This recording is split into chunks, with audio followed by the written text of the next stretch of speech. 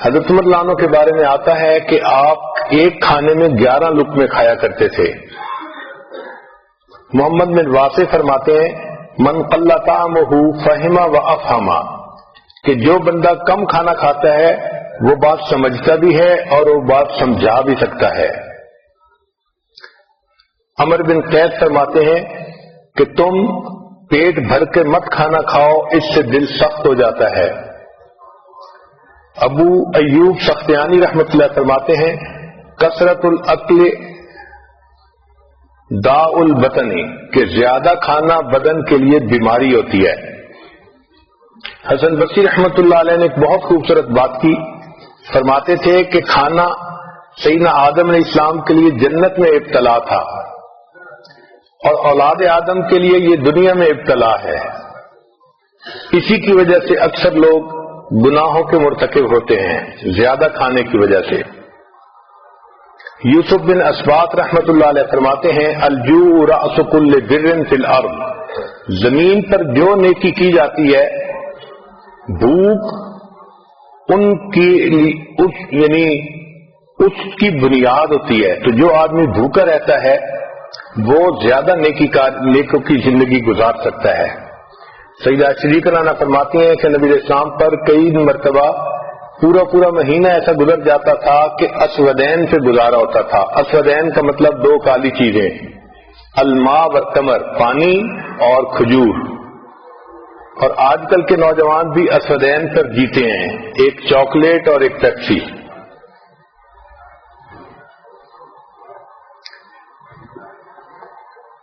اب اگر انسان مناسب انداز سے کھانا کھائے تو اس کی صحت اچھی رہے گی۔ اس کے لیے سب سے بہترین طریقہ یہ ہے کہ کھانا کم کھایا جائے۔ ہماری شریعت اتنی خوبصورت ہے کہ سال میں ایک مرتبہ رمضان کے روزے رکھوائے گئے۔ یہ جو فاسٹنگ ہے اس کے اتنے فائدے ہیں کہ کوئی حد نہیں۔ مجھے ایک مرتبہ امریکہ میں ایک ڈاکٹر ملا جو عیسائی تھا، بات چیت کرتے ہوئے کہنے لگا کہ آپ لوگ روزے رکھتے ہیں؟ میں نے بتایا کہ ہاں ضرور رکھتے ہیں۔ کہنے لگا میں بھی 40 دن روزے رکھتا ہوں ہر سال۔ میں نے کہا آپ کیوں رکھتے ہیں؟ کہنے لگا کہ میں نے اپنی ڈاکٹری میں اس بات پر ریسرچ کی کہ انسان کی ہیلتھ بہتر کیسے ہو سکتی ہے، تو میں نے دیکھا کہ اگر وہ بھوکا رہے تو اس کے جسم سے بیماریاں ختم ہو جاتی ہیں، تو میڈیکل ریزن کی وجہ سے میں 40 دن ہر سال روزے رکھتا ہوں۔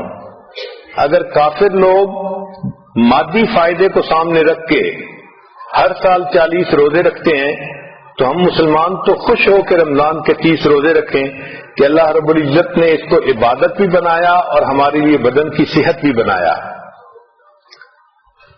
روزے کا سب سے بڑا فائدہ یہ ہوتا ہے کہ جو ہم کھانے کھاتے ہیں ان میں سے کچھ چیزیں ٹاکسین ہوتی ہیں، وہ انسان کے بدن کے لیے نقصان دہ ہوتی ہیں۔ تو جب کوئی ٹاکسک چیز اندر جاتی ہے تو جسم اس کو ٹیشو کے اندر بند کر کے رکھ دیتا ہے کہ جب معدہ خالی ہوگا پھر اس کو پروسیس کریں گے۔ اس کی مثال ایسی ہے کہ جیسے عورتیں گھر کے اندر بہت ساری چیزیں ہیں تو شاپر میں ڈال کے ایک طرف پھینک دیتی ہیں، اچھا فارغ ہوں گی تو پھر تسلی سے ان کو سنبھالیں گی۔ تو جسم کا ٹیشو اس کو اس طرح اپنے ٹیشو میں لے کے اس کو رکھ لیتا ہے۔ جب انسان روزہ رکھتا ہے تو اس وقت باڈی کو موقع مل جاتا ہے اور پھر یہ ٹاکسک چیزیں بدن سے نکل جاتی ہیں۔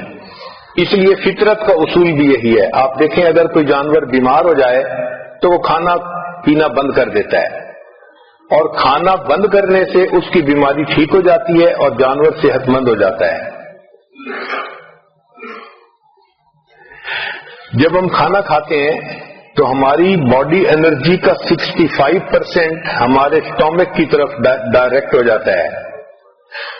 یہ انرجی جو 65% ہے یہ ہماری باڈی کے لیے بھی استعمال ہو سکتی ہے، سیل کو ریپلیس کرنا اور ہاؤس کلیننگ کرنا۔ اس لیے ہمیں چاہیے کہ ہم روزے رکھنے کی عادت ہی ڈالیں۔ رمضان کے روزے تو اپنی جگہ، اس کے علاوہ بھی نوجوان بچوں کو، مردوں کو، عورتوں کو روزے رکھنے کی عادت ہونی چاہیے۔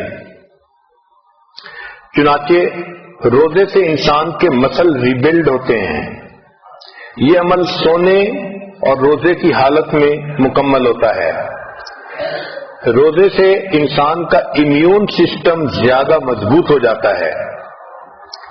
بیکٹیریل انفیکشن، وائرل انفیکشن اور ٹیومر وغیرہ روزہ رکھنے سے ختم ہو جاتے ہیں. روزے سے انسان کی بلڈ شوگر کے چانس کم ہو جاتے ہیں. روزہ رکھنے سے انسان کا وزن نہیں بڑھتا. یہ تجربے سے ثابت ہوا ہے کہ 50% کھانا کم کرنے سے انسان کی زندگی 40% بڑھ جاتی ہے. چنانچہ روزہ رکھنے سے انفلیمیشن کم ہو جاتی ہے، ٹرائی گلائسرائڈ کم ہو جاتا ہے، کولیسٹرول کم ہوتے ہیں اور باڈی ماس کم ہو جاتا ہے. جو کنواری بچیاں ہوں ان کو چاہیے کہ وہ انٹرمیٹنٹ فاسٹنگ کریں. انٹرمیٹنٹ فاسٹنگ کہتے ہیں صوم داؤدی، ایک دن روزہ اور ایک دن افطار. ایک دن روزہ ایک دن افطار، اس کا اثر پہلے مہینے میں نہیں محسوس ہوتا، لیکن ایک مہینے کے بعد اس کا اثر محسوس ہوتا ہے. اس سے انسان کے جو دماغ میں نفسانی، شیطانی، شہوانی خیالات آتے ہیں، ایک تو وہ کم ہو جاتے ہیں، دوسرا وزن کنٹرول ہو جاتا ہے اور جسم چاق و چوبند ہو جاتا ہے. فیٹی ایسڈز کی جو آکسیڈائزیشن ہے وہ اس سے بڑھ جاتی ہے. اس سے انسان کے مسل مضبوط ہو جاتے ہیں. آج کل ایک نئی ریسرچ آئی ہے کہ دنیا میں جتنی بھی ڈائٹ کے لیے مشقیں کی گئیں ان میں سب سے بہترین مشق وہ 5+2 ہے. 5+2 کا کیا معنی کہ ہفتے میں آپ 5 دن نارمل کھانا کھائیں اور 2 دن روزہ رکھیں. اس کو 5+2 کہا گیا. اس کا فائدہ یہ ہوتا ہے کہ 2 دن روزہ رکھنے سے انسان کا برین یہ سگنل لیتا ہے کہ میں نے زیادہ نہیں کھایا، لہذا وہ موٹاپے کی طرف سسٹم کو نہیں جانے دیتا. آپ دیکھیں کہ شریعت نے سوموار اور جمعرات کا روزہ اس کو عبادت کہا. اگر ہم شریعت ہی پر عمل کرنے لگ جائیں تو ہمیں دنیا کے فائدے تو مفت میں ہی مل جائیں. تو بچیوں کو چاہیے کہ وہ ڈائٹنگ کرنے کی بجائے جمعرات اور سوموار کا روزہ رکھنے کی عادت بنائیں. اس سے بہتر ڈائٹ اور دنیا میں نہیں ہے. اس سے بریسٹ کینسر سے انسان بچ جاتا ہے اور ویٹ گین کرنے سے بچ جاتا ہے اور اس کی سکن بیوٹیفل ہو جاتی ہے. چنانچہ 5+2 ڈائٹ فارمولا، اس کا سب سے بڑا فائدہ یہ ہے کہ سکن انسان کی شائننگ رہتی ہے، ینگ رہتی ہے. اب کھانے پینے کے بارے میں کچھ کوٹیشنز ہیں وہ بھی سن لیجئے کہ each bite is a net gain or loss. ایک کوٹیشن ہے to lengthen your life lessen your meal. اگر آپ اپنی زندگی لمبا کرنا چاہتی ہیں تو اپنے کھانوں کو تھوڑا کر لیجئے. Instead of using medicine better fast today. Fasting cleanse the liver, kidney, breath and flushes the toxic material. So fasting is the key to internal purification. کھانے پینے میں beware of harmful salt. یہ جو ہم نمک کھاتے ہیں نا، یہ بہت زیادہ نقصان دہ چیز ہے. یہ نمک انسان کے جسم میں ڈائجسٹ نہیں ہوتا، یہ اسی طرح انسان کے جسم سے نکل جاتا ہے. ہم اس کو ٹیسٹ کی خاطر کھاتے ہیں، لیکن جب وہ سسٹم میں ہوتا ہے تو انسان کے بلڈ پریشر کو بڑھا دیتا ہے.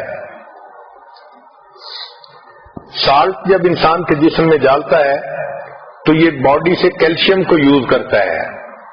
چنانچہ اگر فوڈ کے اندر کیلشیم ہو تو وہ سارا استعمال کر لیتا ہے، اور اگر نہ ہو تو پھر انسان کی ہڈیوں سے کیلشیم لے لیتا ہے. اس لیے جو بچے پوٹیٹو چپس زیادہ کھاتے ہیں سالٹی، ان کی ہڈیاں کمزور رہ جاتی ہیں. اس کی بنیادی وجہ سالٹ ان کے جسم کے کیلشیم کو ایٹ کر لیتا ہے. پھر ٹاکسک ایسڈ کرسٹل جو بنتی ہیں جسم میں، یہ جوائنٹس کے اندر جاتی ہیں اور ان کو اسٹف کر دیتی ہیں. چنانچہ چھوٹی ایج میں انسان کو جوائنٹس پرابلم شروع ہو جاتے ہیں. اسی طرح ایک دوسری نقصان دہ چیز وہ شوگر ہے. یہ جو ہم وائٹ شوگر استعمال کرتے ہیں یہ انسان کے لیے ہیلدی نہیں ہے. اس کی ایڈکشن ہوتی ہے اس لیے جو بندے سویٹ کھاتے ہیں پھر ان کا دل تھوڑی دیر کے بعد پھر چاکلیٹ کھانے کو کرتا ہے. تو یہ بھی سگریٹ کی طرح ایک بیماری ہے. لیکن سائنس نے یہ ثابت کیا کہ جو کینسر سیل ہے اس کے لیے شوگر ایک کینڈی کی مانند ہے. تو جب انسان میٹھا کھاتا ہے تو کینسر سیل خوش ہو جاتا ہے اور وہ خوب بڑھتا ہے، پھلتا پھولتا ہے. تو صحت کی خرابی کی ایک وجہ تو زیادہ کھانا، اس کا علاج کم کھانا، اور دوسری صحت کی خرابی کی وجہ ہر وقت بیٹھے رہنا. 6 گھنٹے سے زیادہ جو لوگ بیٹھتے ہیں وہ رسک میں ہوتے ہیں. بیٹھنے سے انسان کی انزائم پروڈکشن 90% کم ہو جاتی ہے. جو انسان بیٹھے رہیں 1 منٹ میں وہ 1 کیلوری برن کرتے ہیں. 2 گھنٹے بیٹھنے سے اچھا کولیسٹرول 20% کم ہو جاتا ہے. بیٹھنے سے 50% چربی زیادہ بنتی ہے. اس لیے جو لوگ بیٹھتے ہیں ان کی ہپس کا سائز بڑھ جاتا ہے. اب اس کا علاج یہ ہے کہ ہمیں چاہیے کہ بیٹھنے کے کام کے دوران ہم چلنے کے بہانے بنائیں. چلنے سے انرجی لیول 150% زیادہ ہو جاتا ہے. اسی لیے جو لوگ بیٹھتے ہیں ان کو چاہیے کہ جب چڑھنا ہو تو ایلیویٹر سے چڑھنے کی بجائے سیڑھیوں سے چڑھیں، یا اگر مال میں گئے تو پارکنگ ذرا دور کریں تاکہ چل کے جانا پڑے اور سامان اٹھا کے واپس لانا پڑے. اس طرح ہی ایکسرسائز ہو جائے. مسجد میں چل کے جائیں، دفتر چل کے جائیں، ایکسرسائز کے بہانے ڈھونڈیں. عورتیں گھر کے اندر کپڑے دھوئیں، گھر کے کام کریں، بچوں کے ساتھ کھیلنا. عورتوں کے لیے رسی پھیلانگنا ایک بہترین ایکسرسائز ہے. اس سے ان کی صحت ٹھیک رہتی ہے. نبی علیہ الصلوۃ والسلام نے سیدہ صدیقہ رضی اللہ تعالی عنہا کے ساتھ ایک مرتبہ دوڑ لگائی تھی. تو گویا بچوں کے ساتھ دوڑنا یہ بھی ایک اچھی ایکسرسائز ہے. دین اسلام نے ایکسرسائز کو ہمیشہ پسند کیا ہے. چنانچہ بچوں کو بھی ایکسرسائز کرنی چاہیے. سائنس نے یہ ثابت کیا کہ بچوں کو ہفتے میں 3 مرتبہ اچھی ایکسرسائز کرنی چاہیے. اس سے ان کی صحت اچھی رہتی ہے. جو ایڈلٹ ہوں ان کو بھی چاہیے کہ وہ ایکسرسائز کریں، ورک آؤٹ کریں، کم از کم ہفتے میں 3 مرتبہ. 2 گھنٹے سے 5 گھنٹے اگر ہوں تو یہ بہت اچھا ہے. اور اگر عمر زیادہ ہو گئی ہے تو اولڈر ایڈلٹس کو بھی ایکسرسائز سے فائدہ ہوتا ہے، مگر وہ ایکسرسائز ایسی کریں کہ جو ان کو جوڑوں کو نقصان نہ دے. حتیٰ کہ جو پریگننٹ عورتیں ہوتی ہیں ڈاکٹر ان کو بھی ریکمینڈ کرتے ہیں کہ وہ بھی چلیں. اور جو ڈسیبل لوگ ہوتے ہیں ان کو بھی کہتے ہیں کہ وہ بھی چلیں تو ان کو بھی فائدہ ہوتا ہے، وہ بھی ایکسرسائز ضرور کیا کریں.